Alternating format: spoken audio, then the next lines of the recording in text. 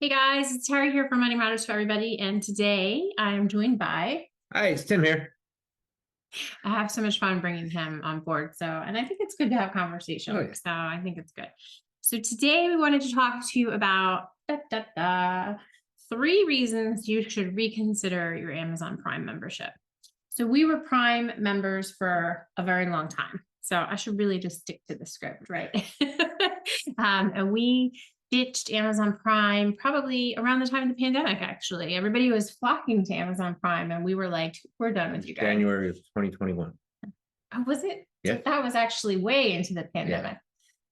Man, I have this story backwards in my head. Okay. But I want to talk to you about our experience canceling that. And I actually say it saved us a boatload of money. Absolutely. Cool. So I'm glad we're at least aligned there. That's cool. So let's get started. So first off, we're not here to convince you necessarily to cancel your Amazon Prime membership. We do, however, want you to consider whether it's really worth your hard-earned dollars, right? So winning with money requires intentionality, and so that's really the purpose of this chat today. Sorry for Yeah. the clickbait. Yeah. It's a matter of taking a hard look at pretty much any line item that's outside of your housing, food and clothing. Just taking a hard look at seeing whether or not it's necessary for your lifestyle. Don't forget, transportation is considered one of the 4 walls too. Absolutely. So anyhow, all right. Number one, the cost. So Amazon Prime today, you can get Amazon Prime. It includes 2-day shipping plus access to Amazon Prime streaming and music. It might include other things I don't even know about because we don't have it anymore, but those are the big ticket things. The cost, $14.99 a month or $139 a year.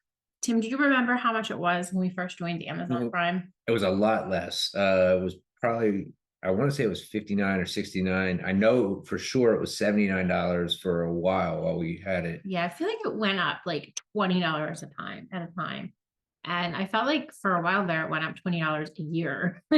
So yeah, I remember it when it was $79 a year. They didn't offer monthly payments back then. So It that just hit your credit card. yeah, exactly, one time annually.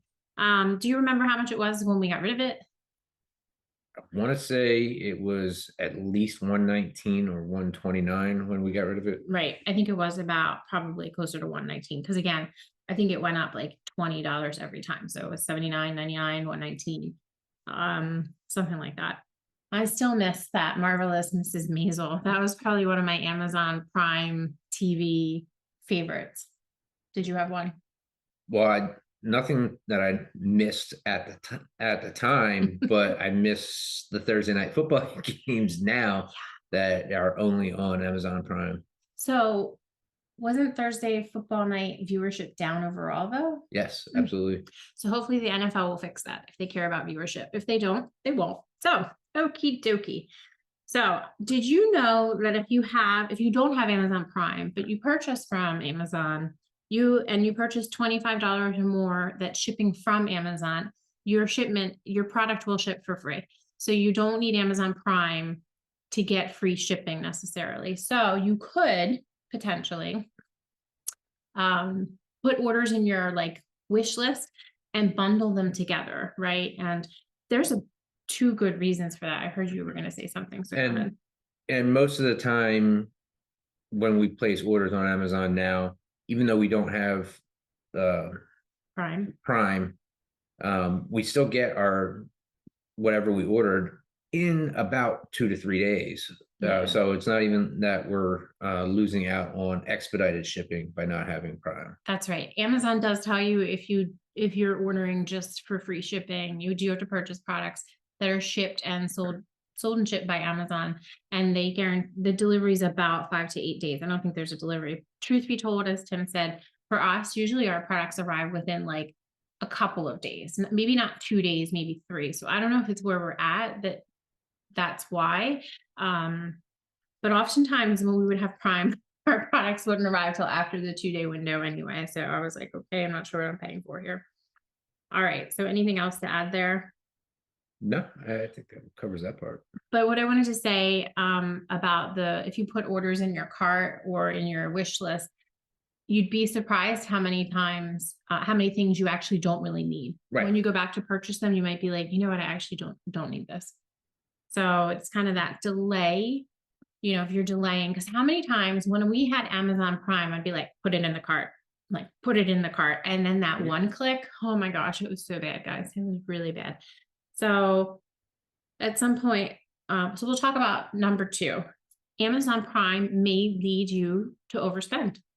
Yeah, I mean, I agree with that wholeheartedly. When we had Amazon Prime, So easy. it was $10 here, $10 there, $10 there. And then all of a sudden you have $100, $200 a month in stuff that you probably didn't need. right. I mean, it would be something where we'd be talking about X, Y, or Z product, and you'd look it up on Amazon real quick. Oh, it's right there. And you just click it, and next thing you know, it was at the door. Yeah. So it definitely by not having Prime allows us to kind of take a breather before actually purchasing anything on Amazon.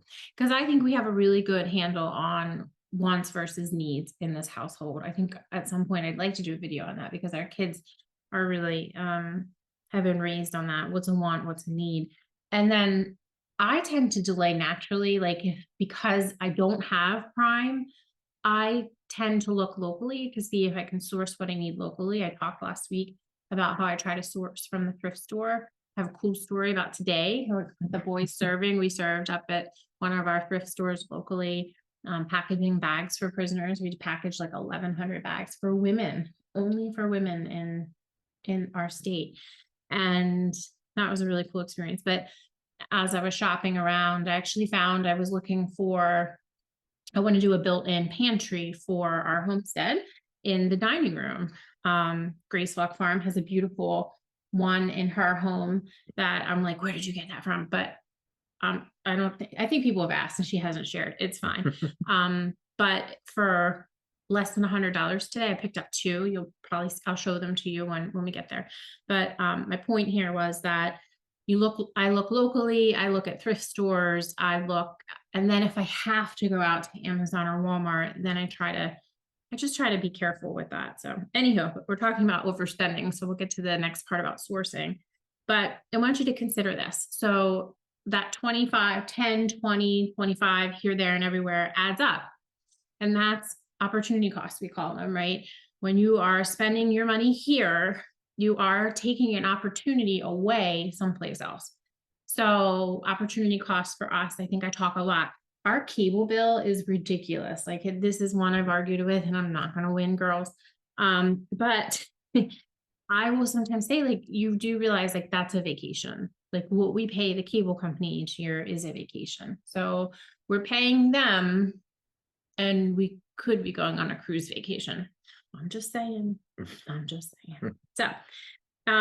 So what are you giving up? What are you overspending on that you're taking your opportunity away from something else? If you're in debt, it may keep you from achieving debt freedom or financial peace. And in my opinion, that's a terrible idea. I would not recommend that. If you're out of debt, overspending may keep you from saving. And saving is a deeper level of financial peace, in my opinion. Savings can guard you from life, from mayhem, from Murphy's Law. It's just crazy to me how we have been so blessed in this season of craziness because we have financial peace. So imagine if you don't love your job, or if you lose your job, right? Because of a pandemic or because of a down economy, but you have savings set aside, that maybe that what was meant for harm you can now be a blessing for you to kind of find your way, take a breather, and just kind of find a new direction, find work that you love. Now that's financial peace.